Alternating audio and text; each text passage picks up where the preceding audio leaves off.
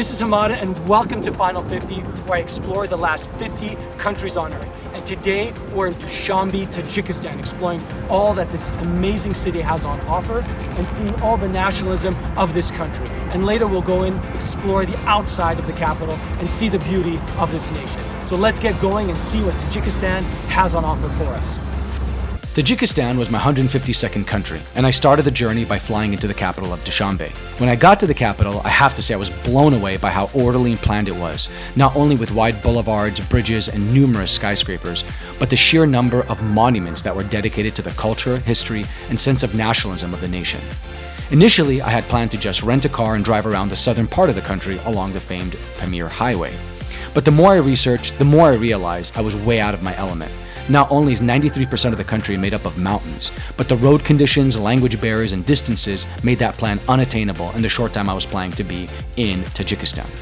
So finding a guide to help me plan and see the country was becoming a necessity, and thankfully, I found that amazing guide in Borbad. All right, I'm here with my friend Borbad, a Tajik, a proud Tajik man, and he's going to explain to us the significance of this beautiful flag right above us. The red color means the bravery of Tajik people in history. The white color means the bright future, and the green one means prosperity of Tajik people. Borbad was so proud of Tajikistan, he couldn't wait to show me all the best of his nation as a true patriot. We went on a spree seeing the biggest, tallest, greatest landmarks in the capital.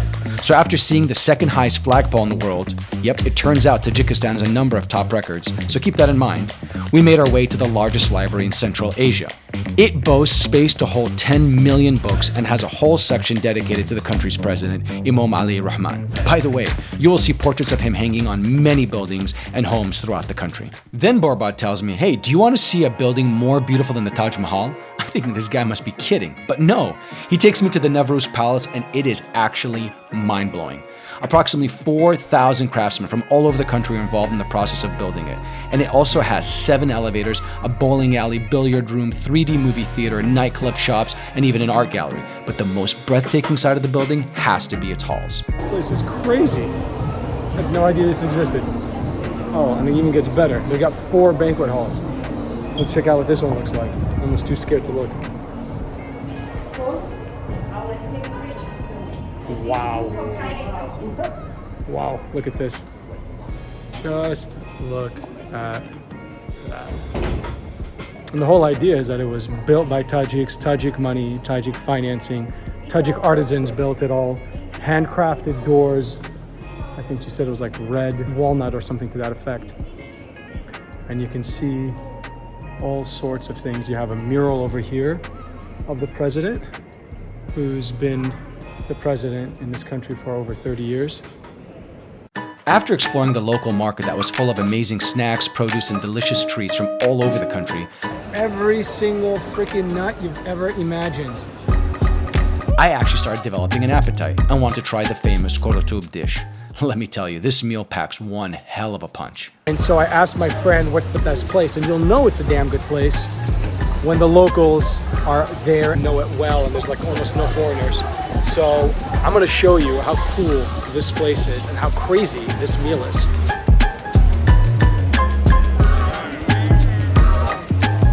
So tell me, what's in the food?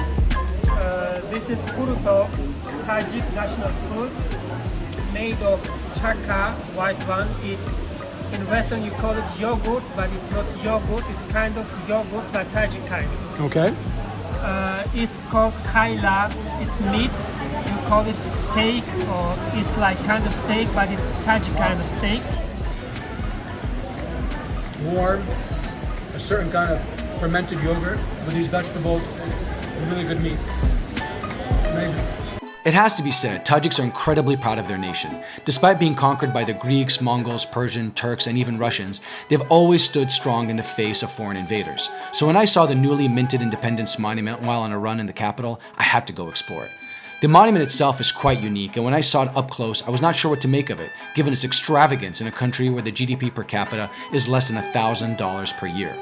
When I got to the monument, they were in the midst of preparations for the upcoming Independence Day from the Soviet Union on September 7th, and were actually preparing for the unveiling of the monument and adjacent park.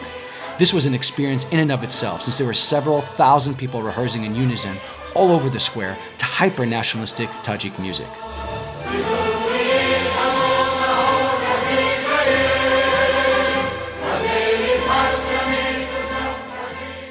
After seeing the main landmarks in the capital, we decided to see a few attractions outside of Dushanbe. We first stopped at the Hissar fort, which has been restored almost in its entirety since it was occupied and sacked, they say, over 20 times in its history. We are in the Hissar fortress, which is about 30-40 kilometers outside of Dushanbe. But what I really like about this place and why we came here is because it's a good exemplification. It kind of encapsulates Tajik history, from as far back as when it was created around the Bronze Age to Alexander the Great, who came here and had a battle here as well, fighting the local tribes. And this, what's amazing about this is each one of these is a layer in and of itself for the different historical traditions and those two towers, which have been around at least 1,000 years. And in here, in this little town, you can see that they have little shops. These are like merchant shops and so forth that served the locals that had lived in this area and that were protected by this fortress. I then convinced Borbad to take me to the Novak Dam. Why? Well, as it turns out, it's the second highest dam in the world. Remember, I did say the country has quite a few records, and apparently a true man-made wonder built in the 1970s.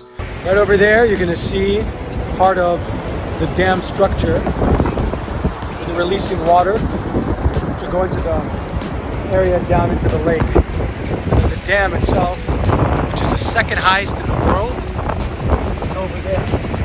They produce so much electricity that they're able to export it. Unreal. By the way, it turns out Tajikistan is planning to build the highest dam in the world, which should be coming online in the not too distant future. Now remember that meal I had with Borbad? Well, it was there that we finally sat down and planned the trip, and I discovered that I would need at least 2 weeks to see everything I wanted to see. So I decided to wait until my next visit to see the Pamir Mountains and Highway, and instead on this trip trek north to explore the nature, history, and culture of the country. The plan was to start in Dushanbe and work our way north to Iskandarkul Lake, Panjakent with its 7 lakes, and finally end the trip in the ancient city of Khujand before I would find my own way across the border to Uzbekistan. We are heading to Iskandarkul Lake Okay. from Dushanbe, and it's gonna take us roughly about 3 hours. All right. This is meant to be one of the most dangerous, if not the most dangerous tunnel in the world. Let's see how it is. Along the route, we had to drive over high mountain passes and go through all kinds of tunnels, including Istiqlal Tunnel, also known as the Tunnel of Death. Constructed in cooperation with Iran in 2006, the 5-kilometer tunnel at 2,700 meters of elevation on the famous M34 highway had poor lighting, no ventilation, potholes, and occasional flooding, and therefore caused drivers all sorts of issues, resulting in numerous accidents and deaths. It's a lot safer than it probably used to be about 10-15 years ago, so that's good news.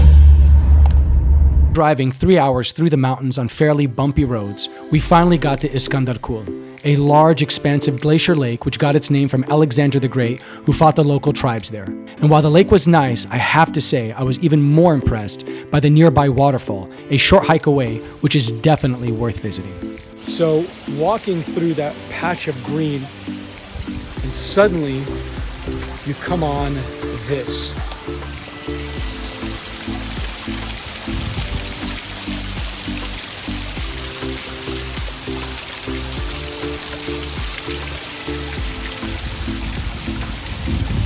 They're cooling their drinks from water that's coming from the springs in the mountains above. How awesome is that?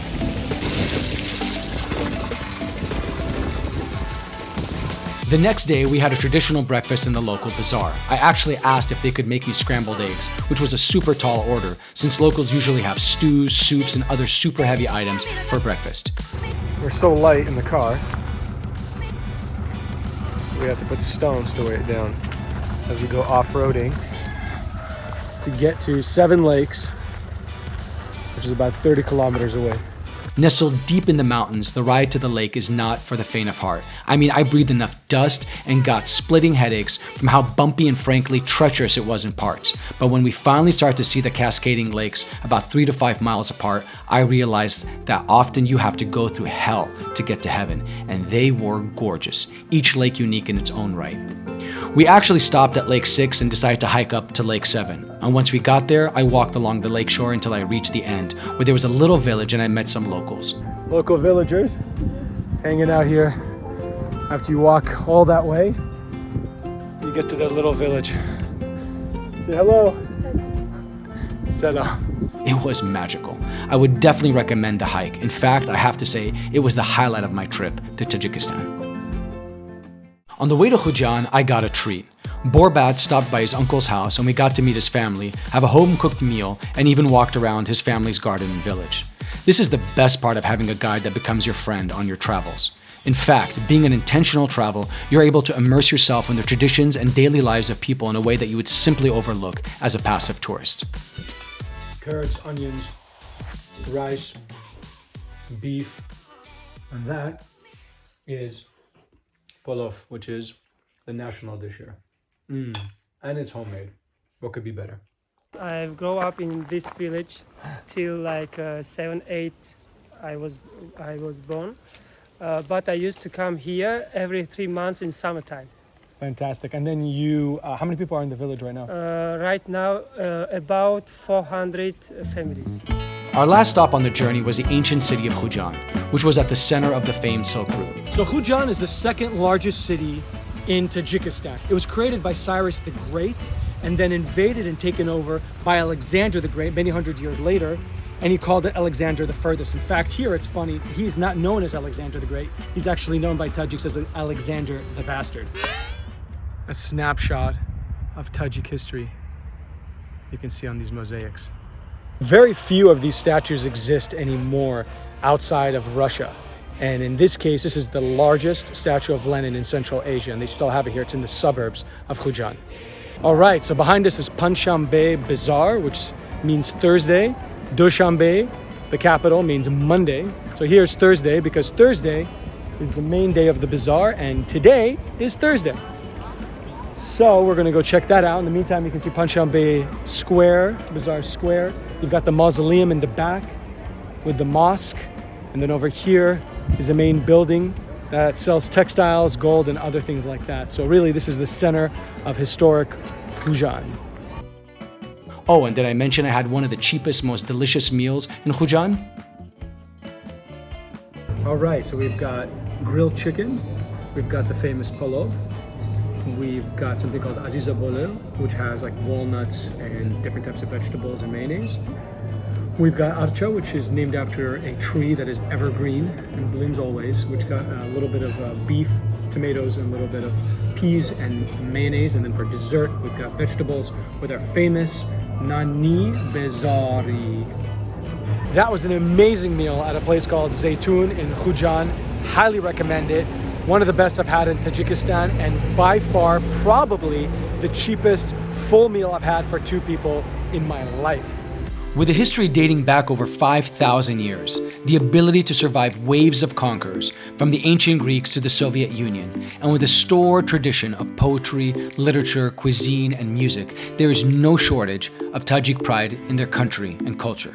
What makes you proud to be Tajik? Because Tajiks are a peaceful nation to every identity. Okay, and why should people come to Tajikistan?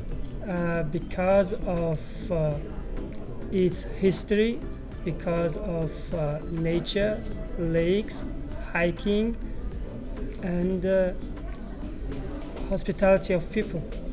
It was the kindness of the people all along the journey, especially my guide and friend, Borbad, the raw nature of the country, and the sheer diversity of the traditions that made this trip so memorable and special for me.